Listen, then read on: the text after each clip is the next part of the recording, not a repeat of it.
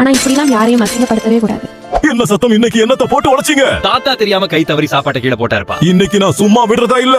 தினமும் ஒரு பவுல் உடைக்கிறது தான் உன்னோட வேலையா? காசு என்ன மரத்திலே காய்க்குது? டெய்லி உனக்கு நான் புதுசு வாங்கி தரணுமா? அப்பா தாத்தாவை திட்டாதீங்க. அவருக்கு 2 நாளா உடம்பு சரியில்லை. அதனாலதான் அவரால சரியா பிடிக்க கூட முடியல. தெரியாம தான் கை தவறி கீழே விழுந்துச்சு. நீ உன் வாயை மூடுடா. உனக்கு என்னடா தெரியும் காசோட அருமை? போய் சாப்பிடுற வேலையை பாருடா. இப்படி மனசாட்சி இல்லாம பேசுறாரு.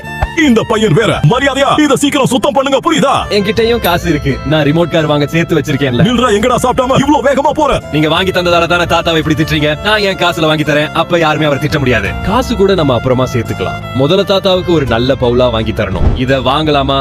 வேணாம், இதுதான் கீழே போட்டா ஈஸியா உடையுது. உடையாத மாதிரி நல்லதா வாங்கிக்கலாம். இது நல்லா இருக்கு. எதுக்கும் 2ஆ வாங்கிட்டு போயிடலாம். தாத்தா இங்க பாருங்க, உங்களுக்கு நான் என்ன வாங்கிட்டு வந்திருக்கேன்னு. அதெல்லாம் கீழே போடுங்க, நான் அப்புறமா சுத்தம் பண்ணிக்கிறேன். அப்பா பேசியதை நினைச்சு நீங்க எதுவும் கஷ்டப்படாதீங்க தாத்தா. கைய ஒழுங்கா காட்டுங்க.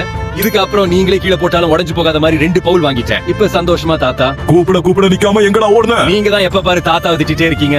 அதனால நானே என் காசுல 2 பவுல் உடையாத மாதிரி வாங்கிட்டு வந்துட்டேன்பா. இதெல்லாம் வாங்க காசு உனக்கு எங்க இருந்துடா வந்துச்சு? நான் சேர்த்து வச்சிருந்த காசை வச்சு வாங்கினேன்பா. தயவு செஞ்சு இதுக்கப்புறம் தாத்தாவை திட்டாதீங்கப்பா. நம்மளை விட்டா அவருக்கு யாருப்பா இருக்கா? நீங்க எதுக்குமே கவலைப்படாதீங்க தாத்தா, உங்களுக்கு நான் இருக்கேன். கடைசியில இந்த புள்ளையோட நல்ல மனசை பாராட்டி யாருமே வீடியோ லைக் பண்ணி சேனல் சப்ஸ்கிரைப் பண்ணவே மாட்டாங்க.